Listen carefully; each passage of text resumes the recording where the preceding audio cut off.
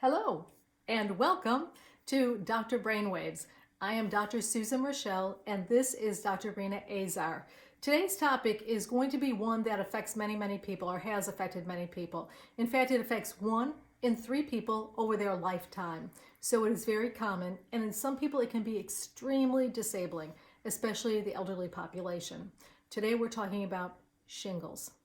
So shingles is caused by a virus. It's the herpes zoster virus. Herpes zoster virus is in the family of the herpes simplex virus, but it's not the same thing by any means.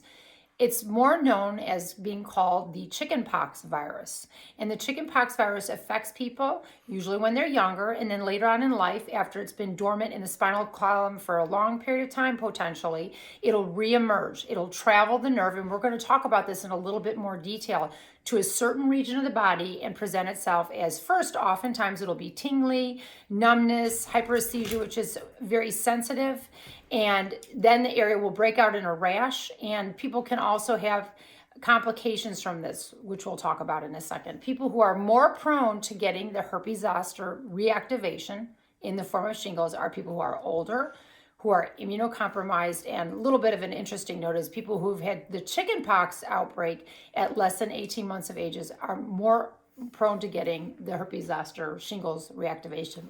So in my population, who I take care of is, among others, is people who have an immune deficiency.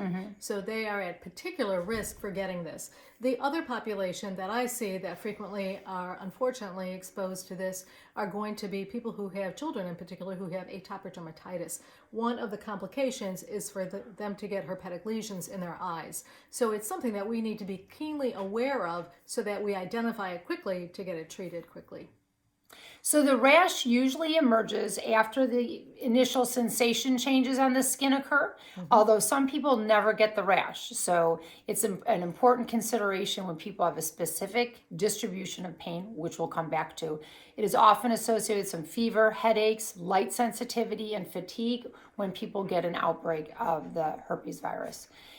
In addition, we know that this particular herpes virus tends to occur in certain regions of the body called dermatomes. And that has to do with the fact that it's lying dormant in an area of the spinal column. And when it reactivates, it travels that nerve in that specific area. And we're going to go over a dermatome map here very shortly. I think just like Dr. Raschal mentioned, it oftentimes hits nerves in the face. As a matter of fact, the single most likely nerve for it to hit is the trigeminal nerve, and it can cause some serious ocular damage, so that most people will have heard of shingles. Usually it's on the trunk, occasionally on the legs or the arms, but the people that get it in the eye area can have very serious consequences, including permanent visual loss. Blindness. In addition, it can travel down the facial area and affect the jawline. It's oftentimes will mimic a toothache. And then sometimes if people don't get the blisters associated with it, they end up getting dental work that is unnecessary. And it can even hit the ear area. And in the ear, it can cause deafness, and it can cause balance problems that persist for a lifetime. Those are very serious consequences for people. The diagnosis for this herpes zoster virus can be made with blood work, but actually we usually make it clinically. And that's because it's very typical in its presentation, in the types of symptoms and the timing of their occurrence, in addition to the fact that it's in a dermatome area. Early treatment and diagnosis should be sought. If you have symptoms that you suspect of this, you should see a doctor, because getting on an antiviral medication will help to decrease the duration and the severity of your herpes zoster eruption. We call it an eruption. Complications include skin infections of the blistered areas, prolonged pain. Post-Herpetic Neuralgia is our fancy word for that. But it's really problematic for people. I've seen people that have suffered for years with severe pain requiring medications. It can be disabling enough for people to have to go for prolonged time periods without being able to do their activity of daily living or their jobs. So in addition, people can have facial scarring, vision loss, like I talked about before, facial paralysis, hearing or balance problems for prolonged periods of time or even a lifetime. And it can even cause brain inflammation called encephalitis, which is very serious. Typically, when it follows the dermatomes, it will actually be on one side of the body or the other. So if you cut the head right down the center, then usually those dermatomes are going to be wrapping around the body following that dermatomal map map that Dr. Azar alluded to earlier. The other thing is, if it does cross the midline, typically people will have a very severe course of it, and that frequently requires hospitalization. So that is not a common occurrence. And that was part of the history, is when you see those dermatomes, and that dermatomal map, that rash will wrap right around, stop midpoint, and then wrap around to the other side of the body. So it is very characteristic. And the other thing people will sometimes tell you is that it spreads because of the serum that comes out of it, but that is not true. So the serum is just an immunologic reaction. That is not what's causing it to include other areas or extend to other areas. It is not because of the serum that comes out of the lesions themselves. Actually, just along these lines, people will frequently ask, well, is it contagious? Well, it's a reactivation of a virus. So the shingles itself is not contagious. You might be able to give somebody chickenpox if they have direct contact with those open lesions. In fact, when I was a kid, that's exactly what my mother did. Is when one child got a communicable disease, then she would expose everybody to it because that natural immunity was so much better. And so when one child in the family got chickenpox, she would bring us all together and we would all have chickenpox at the same time. And we did have lifetime immunity to chickenpox. She would have had fun with the COVID. Would have had to have a big bed for that one. At any rate, that's important for people to know. So there are very few people in this world that have not had the chickenpox vaccination or had chickenpox itself. But if you know somebody who falls in that category and you have shingles with open lesions before they've crusted over, technically you could transfer that virus to them. And whereupon they would not get shingles, but they might get chickenpox. So once again, it's important to see a doctor to decrease the severity and the duration of your Zoster's breakout. It's important to get it to a doctor to get relief. And it's really, really important if you have the shingles virus breakout in your face, particularly the eyes. It's really important to get in and be seen, because an ophthalmologist will need to take a look at the back of your eye to see if you're going to need some significant intervention in the form of IV antiviral or IV steroids to prevent permanent damage. I think it's really important for people to know there is a vaccination. It's recommended for people over 50 years of age. It is a two-course vaccination, and it has very good efficacy.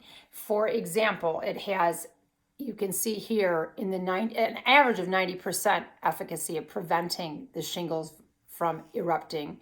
And then as we get older, it gets a little bit less effective, but even in the 90% range for people in their 80s, that's a really incredible type of immunity that's offered by that vaccine. It's a very safe vaccine. It is contraindicated, relatively speaking, in pregnancy and in people who are immunocompromised. You need to seek the assistance of somebody like Susie to see if that's a reasonable vaccine for you to take. Part of the reason why people who get older may not have as robust a response is because their immune system actually, as we age, it goes down. It's not quite as robust, and so the immunizations won't be as effective. So I wanted to show people a map of the dermatomes. These are really well understood by us. So here's the spinal cord, and we know that there's the cervical, the thoracic, the lumbar, and the sacral areas of the spine. And these are the dermatomes. As the virus is in this part of the spine, it will reactivate and follow that stripe right along the side of the body. So I'm going to show you another picture here where you can see this. Here's a stripe on the side of this man's body. It's a dermatome traveling across. And this is a man with a virus, the vesicles or blisters on the neck. And one last picture I like to show is this. This is classic Zoster virus, shingles outbreak of the eye. Really important to get in. And again, if you notice, everything was one-sided. So you're not going to have it crossing the midline, which is going to be an important distinguishing characteristic, because there are other viruses or other rashes that'll cross the midline, but typically the herpes zoster will not cross the midline. So that again is a clue as to what the diagnosis is. And that's why we usually make a clinical diagnosis. Probably the most difficult diagnoses are in people that do not actually get that rash. So Dr. Azar, so what would be a common medication to use to treat this condition? So usually we use something like acyclovir or Valtrex. That's an antiviral. We usually do it orally, although as Susan referred to, sometimes we'll admit people to get IV antivirals if we feel feel like they're very immunocompromised, for example. And depending on the severity of the rash and the Right, reaction. right. And she also made reference to something called disseminated herpes zoster, which disseminated means it's in a lot larger area than it should be. It's extending beyond a dermatome. And that's a suggestive that this person is probably immunocompromised and their body's having a really hard time fighting it. Those are people that will need aggressive treatment. For pain regulation, we use anti-inflammatories.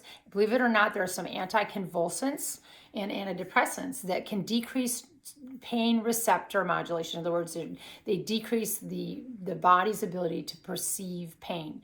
And in addition to that, sometimes we give steroids because some people will have a hyperreactive response to the viral irritation, and steroids will help to calm that down. It's very common if you have eye or ocular involvement. And again, remember that in people, this has to do, when you give somebody steroids, it's going to depress or suppress their immune system.